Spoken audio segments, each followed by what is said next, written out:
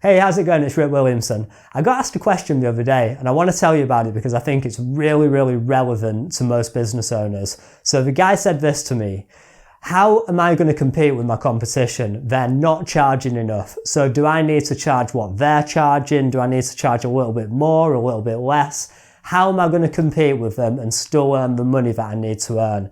And I think that's a really good question because there's a lot of businesses starting up and they tend to swoop in and undercut us, and it's really difficult to know what to do with your pricing.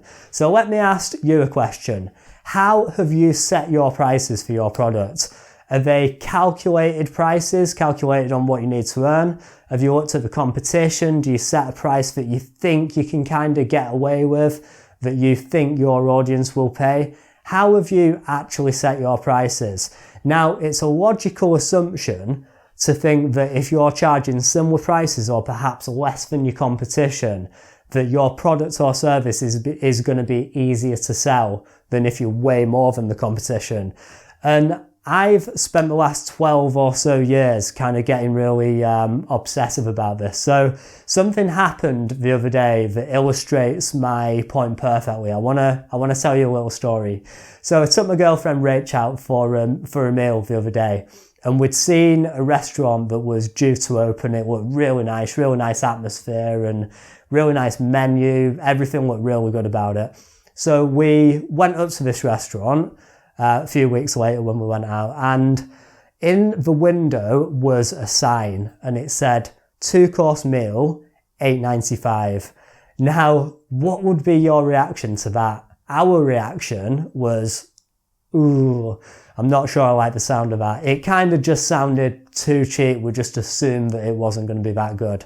So we ended up going across the road and paying like 3 or 4 times that amount of money.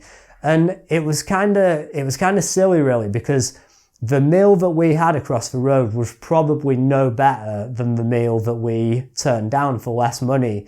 But for some reason, and I spent the entire meal thinking about this, completely annoying my girlfriend. So I want to at least get something out of it and tell you what my thoughts were. So we assumed that it was going to be better, even though there was no kind of logical basis for that assumption. And I came to this conclusion: most of us at some point have bought what we perceive to be a bargain, and it's arrived and been a big disappointment. At some point, most of us have had that experience. Have you had that experience where you bought something, you've been really, really pleased with yourself, it's arrived and it's just been a massive disappointment? I actually had it the other day with a pair of slippers. And yes, I do like to wear slippers. Slippers are really cool, and I'm getting to that age where it's okay. So anyway, I like a good pair of slippers. So I bought myself a new pair of slippers. And my old slippers were really expensive, but I found this 25 quid pair of slippers online, reduced from quite a high price, so I assumed they were going to be good. What a bargain. They arrived, and I'm not joking, they were like a pair of wellies. The sole was like that thick. I was plodding about the house, I sounded like an elephant. My girlfriend was taking the piss out of me, and it was just generally a really bad purchase, a complete waste of money. And what that did is it solidified in my head the opinion that you get what you pay for. And that's an opinion that most people have got through some kind of bad experience, buying something that they thought was a bargain and it turns out not to be a bargain, it turns out to be a waste of money. So it solidified that opinion that you get what you pay for. And I thought, why is that? Because I've bought loads of stuff and it has turned out to be a bargain. But the reality is you don't remember the good stuff, you remember the bad stuff, and that's what sticks in your mind. So I honestly believe that most people share that view that you get what you pay for.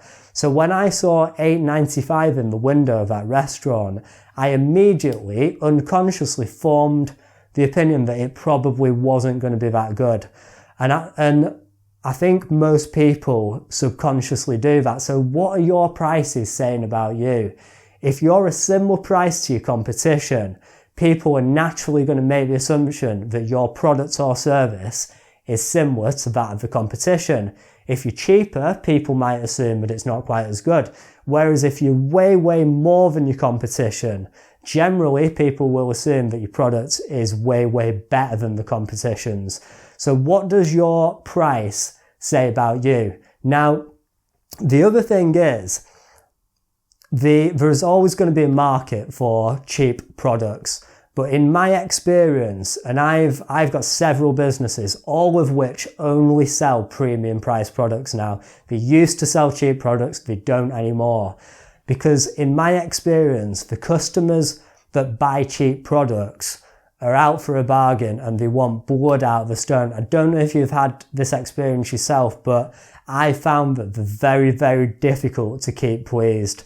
Whereas the customers that are willing to pay a lot more money are a lot more pleasant to deal with generally. They understand that it's give and take. They're paying a lot of money and they expect something good, but when they get something good, they're really happy. So I think they're a lot better to deal with. And the other thing, from your point of view, if you're charging a lot of money for what you do, you can over-deliver, you can surprise the customer, you can delight the customer, you can be really proud and you can stand behind your product. Let me give you a really, really quick example. I'll try not to drag this out, but one of my businesses, we sell oak tables. So when someone buys a table off us, we send, with the delivery team, we send a really nice bottle of wine. So it's just a complete surprise, it's a small gesture, but the customers are always delighted, and it's one of those small things that really makes the difference between a happy customer and a delighted customer. And because we know that there's plenty of money in every single sale, we can afford to do those little extra things, and as a result we feel good about selling our product, we stand behind it. It's just better all round. We don't attract the bad customers, we only get the really good customers, and actually our stuff is way, way easier to sell. Now, I'm not suggesting that you just jack your prices right up.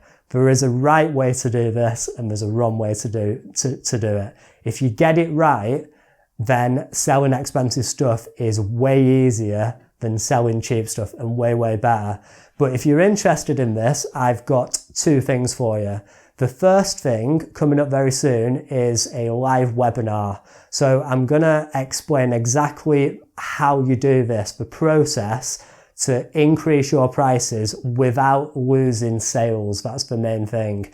And actually what you want to do is gain sales. And if you do it right, like I said, it's going to be a lot easier to sell your stuff. So I'm going to go into detail. I'm going to show you how to take an average product and make it into something very easily with some minor tweaks, turn it into something that people are willing to pay a lot of money for.